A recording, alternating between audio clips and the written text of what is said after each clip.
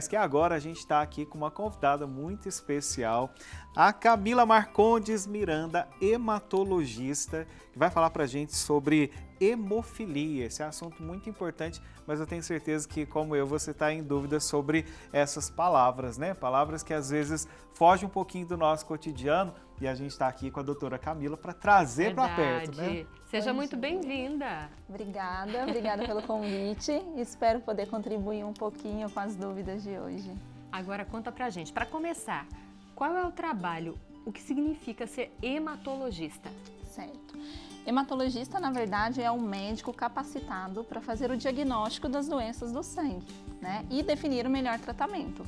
São exemplos de doenças do sangue as anemias, por diversos motivos, falta de ferro, vitamina B12, alterações neoplásicas, como por exemplo as leucemias, mieloma múltiplo, linfoma, e as alterações da coagulação, por exemplo, a hemofilia. Olha só, que bacana, né? A hemofilia, então, é aí o foco do estudo, da atenção de quem está nessa área, né? Uma pergunta bem lá da minha infância, viu, Jéssica? Falando aqui de sangue, eu lembrei. Quando eu era criança, eu chupava muito limão com sal.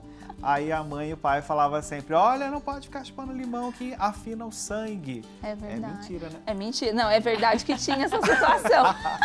Até hoje, mas não tem problema. A gente pode chupar limão, não tem problema, Maravilha, não vai afinar viu? o sangue. É mito. Olha só, meu Deus do céu, o padre tirando dúvidas aqui, hein? Agora, falando sobre hemofilia, o que significa isso, né? Como que se caracteriza? É uma deficiência do organismo? Sim. Como que a gente pode classificar e como é encontrado no mundo, né? Tem mais em mulheres ou em homens? Sim. A hemofilia é uma doença genética e hereditária, então, via de regra, a gente vai ter alguém da família acometida, em que o nosso organismo ele produz menos fator de coagulação do que deveria. Então, lembrando que o fator de coagulação são proteínas que acabam, quando a gente tem algum sangramento, por estancar aquele sangramento numa forma normal. Quando eu tenho uma deficiência desse fator, esse sangramento ele se perpetua. Então, a hemofilia, no caso da hemofilia A, eu tenho a redução do fator 8 da coagulação, e a hemofilia B, a gente tem a redução do fator 9 da coagulação. Lembrando, uma dúvida bastante usual também é que o paciente, muitas vezes, que tem o portador de hemofilia, muitas vezes ele sangra mais rápido que o normal. E, na verdade, não é bem isso.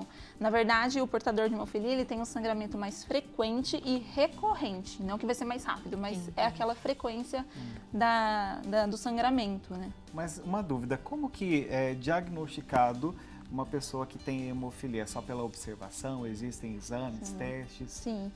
Primeiramente, toda pessoa que tem um sangramento fácil, é importante a gente pensar em doença de coagulação, né, da coagulação. E dentre elas a gente tem hemofilia. Então, aquela pessoa que bate de uma forma tranquila, leve, já fica aquele hematoma, aquele roxo grande. O bebezinho, por exemplo, que vai fazer uma punção venosa e tem um sangramento importante. A criança que começa a caminhar, a andar, como a hemofilia ela tem essa dificuldade em coagular, muitas vezes até pelo trauma de caminhar, a gente tem o sangramento dentro da articulação, que é o que a gente chama de hemartrose. E isso acaba fazendo um inchaço da articulação, principalmente articulação de tornozelo, joelho, cotovelo, e também acaba causando uma dificuldade motora posteriormente. Então, baseado nesses sinais clínicos e, lógico, na grande maioria das vezes, um histórico familiar associado, mas não é exclusivo, a gente pode ter hemofilia sem nenhum quadro na família, a gente precisa começar a pensar nas possibilidades. Os exames de triagem, a gente faz exames simples de coagulação, como que a gente chama de TP e TTPA, mas é importante fazer um hemograma, a dosagem de fibrinogênio e a avaliação do fator específico, a dosagem do fator 8 e do fator 9 da coagulação. A Camila estava falando aqui, muita informação. Jéssica, eu lembrei da minha tia Maria. Você falou de bater e ficar roxo, né? A pessoa idosa, ela vai tendo essa dificuldade mesmo, o próprio organismo, ou isso varia de pessoa para pessoa? Porque tia Maria cria juízo, tia Maria. A minha mãe tá lá cuidando da tia Maria. A tia Maria já tá aí na casa dos 80, mas só que na cabeça dela ela é capaz de tudo ainda. Então, assim, eu também penso que eu consigo muita coisa, mas eu não consigo. A nossa idade, ela vai passando, né? Agora, fala pra gente sobre essa questão aí porque quando a gente fala de sangramento, a gente pensa aquele sangue jorrando, né? E Sim. nem sempre. Às vezes, né, a gente bate e fica roxo. Por quê? Porque é o sangue que tá ali, né? E que foi, de alguma forma, ativado e ele tá ali causando essa roxidão, né? Sim, uma das questões mais frequentes, na verdade, é o que a gente chama de fragilidade capilar. Seja pela idade, o idoso vai ficando mais velho, então o vaso vai ficando mais frágil, então qualquer batidinha já se rompe, então aparece aquela manchinha roxa. Medicamentos, muitas vezes no paciente mais velho a gente tem muitos medicamentos em uso, isso também pode acabar interferindo com a coagulação, com a questão da função de outras alterações como as plaquetas, então isso também pode interferir, além de alimentação, que isso é o principal, na verdade. E posteriormente, claro, temos essa questão do fator da coagulação, efetivamente, que até mesmo no paciente mais idoso isso pode acontecer, mesmo não tendo um quadro prévio, como por exemplo que a gente chama de uma hemofilia adquirida, que acontece por outras situações, mas essa é uma situação mais rara, são outras questões envolvidas, processos imunológicos, neoplasias, aí é outra situação. Agora eu perguntei, ela é predominante no sexo sim. masculino ou feminino? E como é que, de fato, a gente consegue descobrir? Logo cedo, o bebezinho acabou de nascer, a gente já consegue descobrir? Ou é uma doença que lá, quando a pessoa já tem uma certa idade, ela consegue ficar sabendo que está passando por isso? Sim. Lembrando que a hemofilia ela é uma alteração genética ligada ao cromossomo X. Então, o homem, a gente vai ter o cromossomo XY, a mulher XX. Então, a mulher, mesmo que seja portadora, ela tem o outro X para poder compensar. Então, ela não vai ter manifestação. Até pode ter, mas não é usual. Já o homem, ele só tem um X. Então, aquele X, ele é comprometido, portanto, é onde a gente tem a maior manifestação. Agora, a manifestação hemorrágica vai depender efetivamente da quantidade de fator que a gente tem na circulação do sangue. Então, a gente tem o quadro leve, moderado e grave. A hemofilia é mais padrão, digamos assim, que é o caso grave, que eu tenho uma quantidade muito pequena de fator de coagulação, é aquela situação em que a gente tem um sangramento, logo quando nasce a gente pode ter uma punção venosa, o sangramento já aparece, o bebezinho começa a caminhar ou a engatinhar, a gente já pode ter aqueles hematomas maiores. Então, via de regra, o diagnóstico é logo aí no primeiro, segundo ano de vida. Interessante. E o Sistema Único de Saúde aqui no Brasil oferece tratamento? Sim, nós temos uma política pública bastante importante, depois de muitas discussões, né, e que funciona muito bem. Então, hoje o tratamento para hemofilia, seja A ou B, é toda liberada, né, tem um protocolo específico pelo Ministério da Saúde, pelo SUS, Sistema Único de Saúde. Então, nós temos diversos centros de tratamento especializados com hematologista, enfermagem, fisioterapia, muitas vezes psicólogo associado, exatamente para ter equipe multidisciplinar e o tratamento fluir e, lógico, objetivando maior qualidade de vida e controle da doença, né? Interessante, viu? A gente passou pelo período da pandemia e a gente ouviu muito falar sobre coagulação, né? Porque uma das doenças aí, dos sintomas causados pela Covid-19 foi a coagulação, né? É o sangue que coagulou de forma indevida. A gente tem na hemofilia que é o contrário disso, né?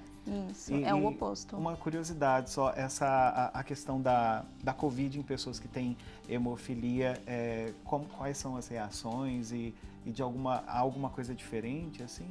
Na verdade não, os sintomas clínicos são semelhantes, não tem nenhum estudo específico, pelo menos até onde eu saiba, que avaliou efetivamente se no paciente hemofílico com Covid, porque na verdade você acaba restringindo muito, né, o público de avaliação, qual que foi o desfecho, digamos assim, né?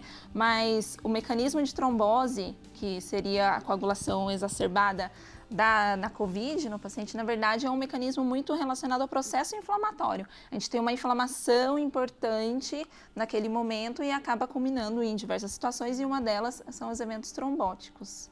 Doutora, então, para todo mundo entender, para saber de fato se tem essa doença, faz um exame de sangue, né? Passa primeiro por um médico Sim. adequado, um hematologista, Sim. vai fazer um exame de sangue oculto nas fezes, na urina também, né? E para investigar nas articulações, que às vezes são coisas que a gente não vê o sangue propriamente dito, né? Que está lá embaixo, né, em algum órgão e que está ali vazando e que é importante ser investigado. Sim, na verdade a articulação, o que vai manifestar? Então aquele inchaço, aquele edema importante, fica avermelhado, dificuldade para andar, então acaba ficando mais restrito, isso inicialmente. Cronicamente, quando a gente tem uma lesão crônica e recorrente, isso pode acabar realmente limitando o movimento, principalmente nas articulações que a gente chama de dobradiça, tornozelo, joelho, cotovelo, e isso dificulta a qualidade de vida. Mas dá para viver bem com a hemofilia? Dá para viver bem, ainda mais hoje, né, com o tratamento sendo liberado. Nós temos os protocolos de tratamento, que são aqueles relacionados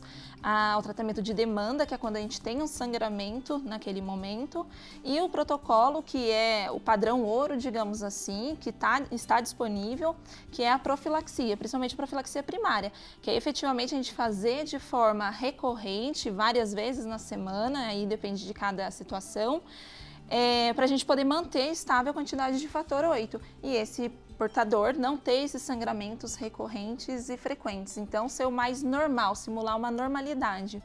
Muito esclarecedora a nossa entrevista aqui, hein, Jéssica? Para quem não sabia nada sobre hemofilia, pronto, a gente está saindo daqui já um pouco mais esclarecido. E a gente quer agradecer, Camila, muito obrigado pela sua presença aqui, de forma tão esclarecedora pra gente, viu? Obrigada, mais uma vez, obrigada pelo convite, já que hoje é o dia da gratidão, do obrigado. Obrigada pela presença, volte sempre. Obrigada, sucesso.